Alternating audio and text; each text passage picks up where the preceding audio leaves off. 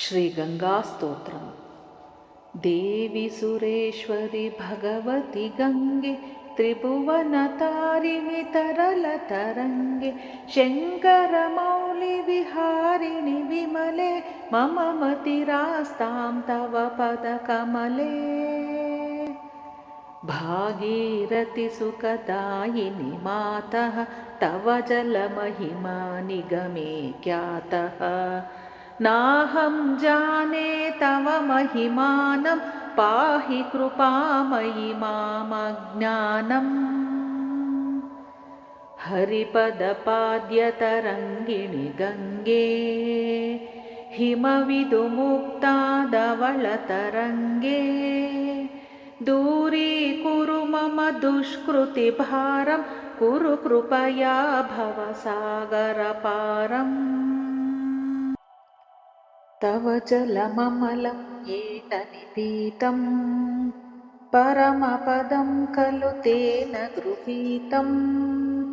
मातर्गङ्गे त्वय्यो भक्तः किल तं द्रष्टुं नयमः शक्तः।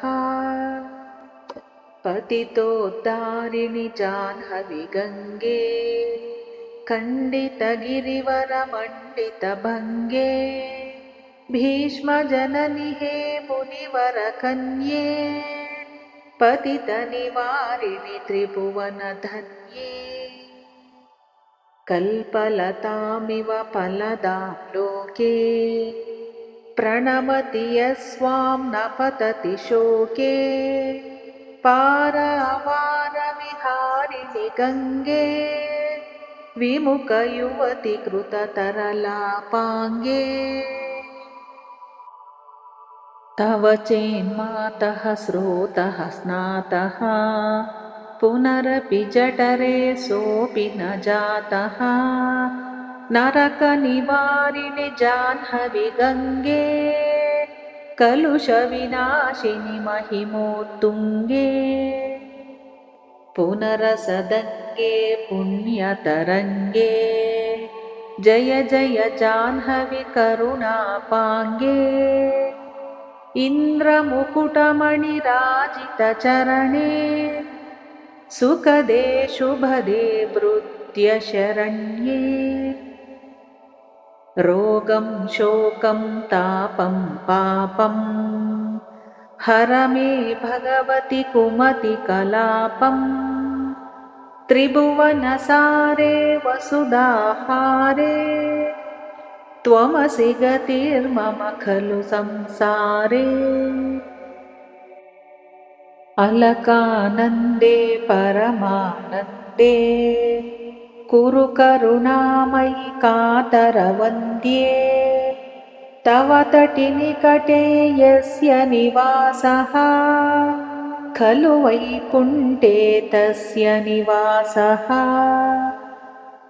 वरमिह नीरे कमठो मीनः किं वा तीरे शरटः क्षीणः।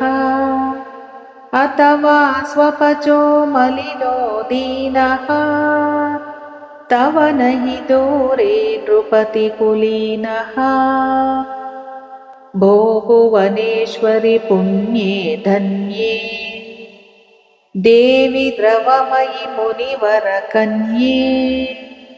गङ्गास्तवमिममलं नित्यं पठति नरो यः स जयति सत्यम्।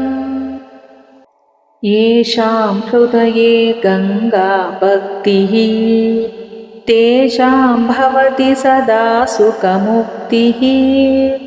मधुराकान्तापं जटिकाभिः परमानन्दकलितललिताभिः।